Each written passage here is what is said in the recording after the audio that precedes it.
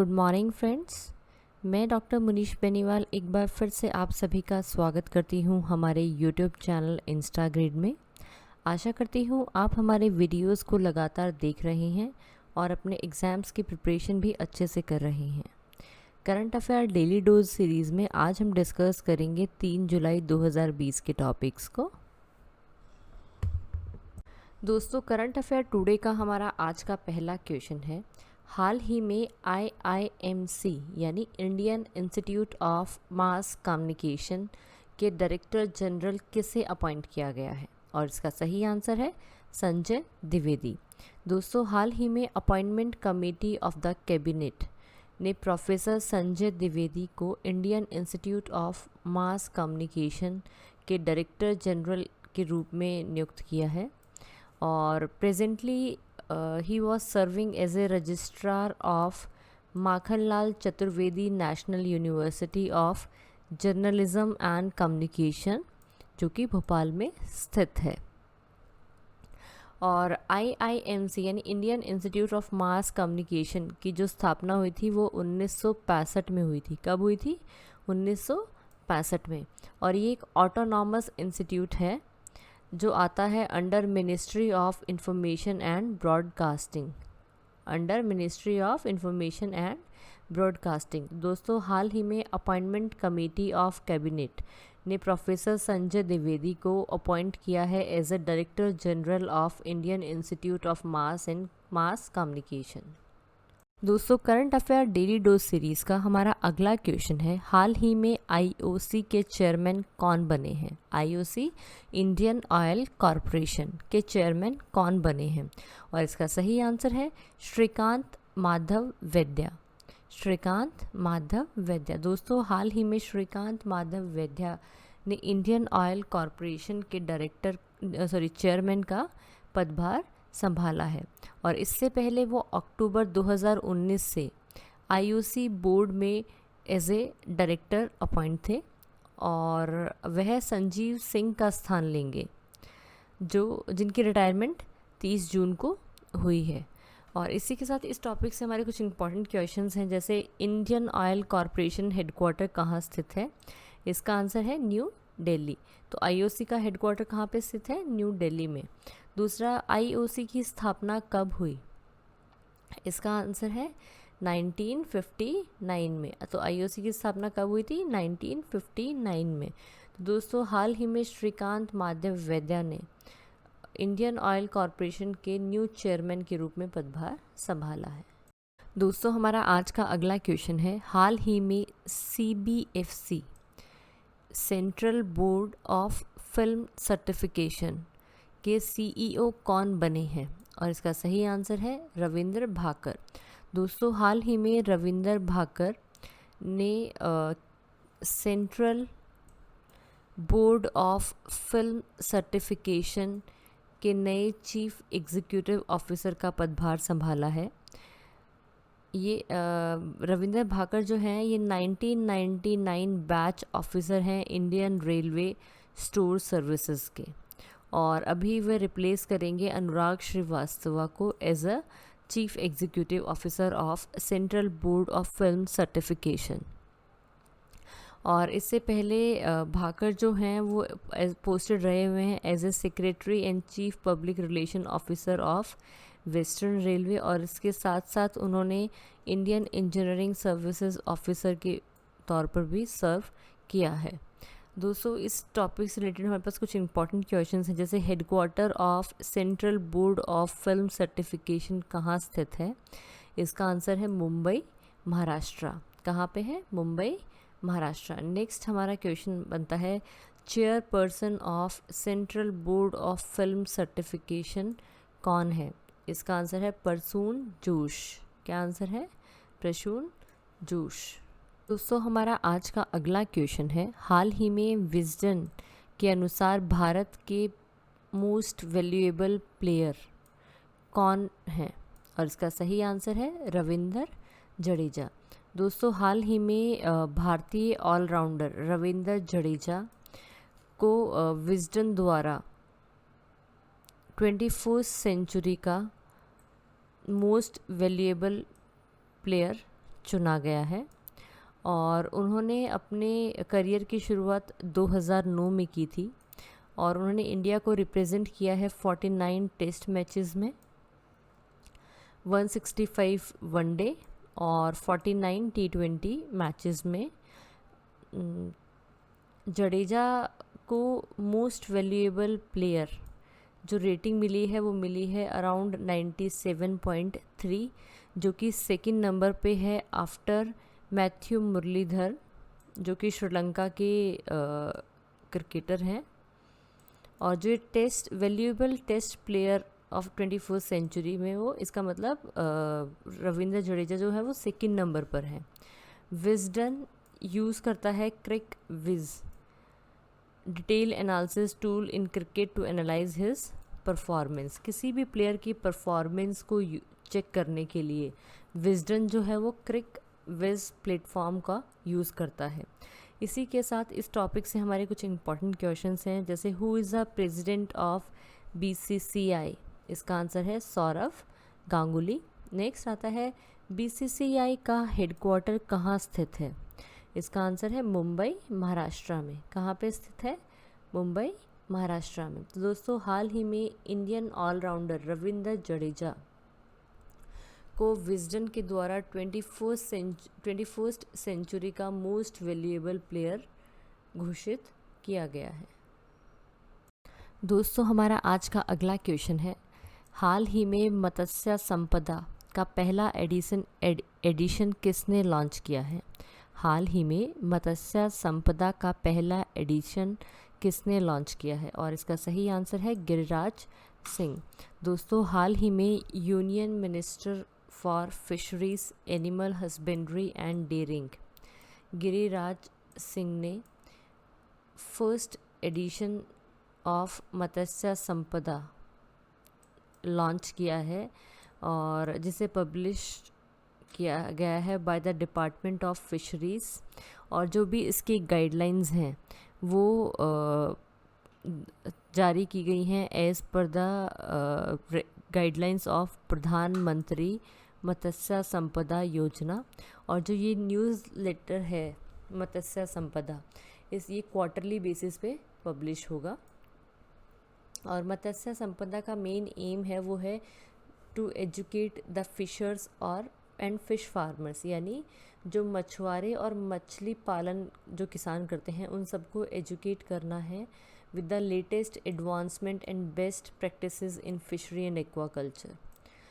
और जो ये न्यूज़ लेटर है ये सर्व करेगा as a communication platform in the development to the stakeholders like fishers, fish farmers and entrepreneurs all over the country and assist them with their business। और प्रधानमंत्री मत्स्य संपदा योजना एक स्कीम थी जिसे लॉन्च किया था गवर्नमेंट ऑफ इंडिया ने मई 2020 में विद 20,050 करोड़ की इन्वेस्टमेंट के साथ। और ये स्कीम मेनली फोकस करेगी जो सस्टेनेबल और रिस्पॉन्सिबल डेवलपमेंट है in the sector of fishery and aquaculture उस पर। इसी के साथ इस टॉपिक से रिलेटेड हमारा एक इम्पॉर्टेंट क्वेश्चन है, minister of state in the ministry of animal husbandry, dairying and fisheries कौन है। इसका आंसर है संजीव कुमार बाल्यान। क्या आंसर है? संजीव कुमार बाल्यान। तो दोस्तों हाल ही में union minister for fisheries, animal husbandry and dairying Giriraj Singh ने मत्स्य संपदा का पहला एडिशन लॉन्च किया है। दोस्तों हमारा आज का अगला क्वेश्चन है, हाल ही में ICC के चेयरमैन पद से किसने क्विट किया है, और इसका सही आंसर है शशांक मनोहर। इसका आंसर है शशांक मनोहर। तो दोस्तों हाल ही में इंटरनेशनल क्रिकेट काउंसिल के चेयरमैन शशांक मनोहर ने अपने पद से इस्तीफ़ा देने का निर्णय लिया है।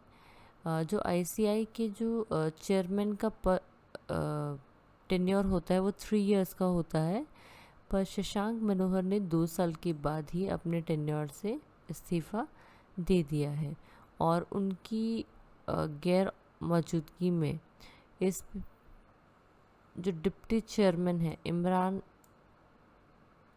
ख्वाजा, वही जो है इसको ऑफिशिएटिंग चेयरमैन का पदभार संभालेंगे। और इसी साथ chief executive officer of ICC international cricket council के सीईओ का नाम है मनु सहाने। और हेडक्वार्टर ऑफ आईसीसी स्थित है दुबई, यूनाइटेड अरब एमिरेट्स। दोस्तों हमारा आज का अगला क्वेश्चन है, हाल ही में पाकिस्तान आर्मी ने किसे अपनी पहली महिला लेफ्टिनेंट जनरल अपॉइंट किया है? और इसका सही आंसर है निगार जौहर।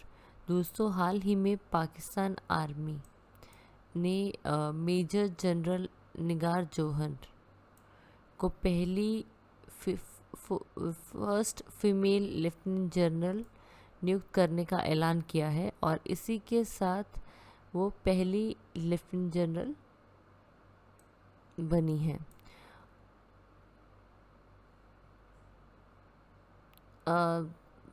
निगार जौहर ने ऑफिसर के पद पर अपॉइंट हुई थी first female surgeon general of Pakistan army. और जौहर ने ग्रेजुएट अपना कंप्लीट किया था 1985 में from army medical college of Rawalpindi और उसके बाद में उन्होंने आर्मी मेडिकल कोर को ज्वाइन किया था। 2017 में वो थर्ड वुमेन ऑफिसर बनी थी in the Pakistan army to attain the rank of major general.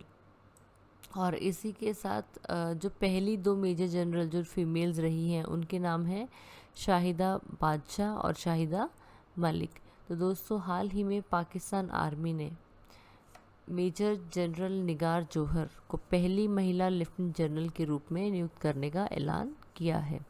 और इसी के साथ इस टॉपिक से हमारे कुछ इंपॉर्टेंट क्वेश्चंस हैं, जैसे प्राइम मिनिस्टर ऑफ पाकिस्तान कौन है? इसका आंसर है इमरान खान। दूसरा, who is the president of Pakistan? Arif Alvi. और कैपिटल ऑफ पाकिस्तान इस्लामाबाद। क्या है कैपिटल ऑफ पाकिस्तान? इस्लामाबाद। दोस्तों हमारा आज का अगला क्वेश्चन है, हाल ही में भारत की तरफ से इनवॉय टू यूएन बॉडीज़ किसे अपॉइंट किया गया है? और इसका सही आंसर है इंद्रमणि पांडे। दोस्तों हाल ही में गवर्नमेंट ऑफ इंडिया ने इंद्रमणि पांडे को next Indian envoy to united nation bodies and international organisation in Geneva नियुक्त किया गया है। और इससे पहले भी इन्होंने इंडिया की more than 25 important organisations of UN in Geneva को रिप्रेजेंट किया है, इंक्लूडिंग वर्ल्ड हेल्थ ऑर्गेनाइजेशन और United Nations human rights council. तो दोस्तों हाल ही में गवर्नमेंट ऑफ इंडिया ने इंद्रमणि पांडे को Indian envoy to in United nation bodies and other international organisation in Geneva के लिए अपॉइंट किया है। दोस्तों हमारा आज का अगला क्वेश्चन है, continuous galvanised rebar production facility का उद्घाटन किस राज्य में हुआ है? और इसका सही आंसर है पंजाब। दोस्तों हाल ही में union steel and petroleum and natural gas minister Dharmendra Pradhan ने पंजाब के मंडी गोबिंदगढ़ में continuous galvanised rebar production facility का उद्घाटन किया है। और ये जो फैसिलिटी है ये आत्मनिर्भर भारत बनाने की दिशा में उठाया गया एक कदम है। दोस्तों हाल ही में union steel and petroleum and natural gas minister Dharmendra Pradhan ने पंजाब के मंडी गोबिंदगढ़ में continuous galvanised rebar production facility का उद्घाटन किया है। दोस्तों करंट अफेयर टुडे का हमारा अगला क्वेश्चन है, हाल ही में किसानों के लिए ई किसान धन ऐप किस बैंक ने लॉन्च की है?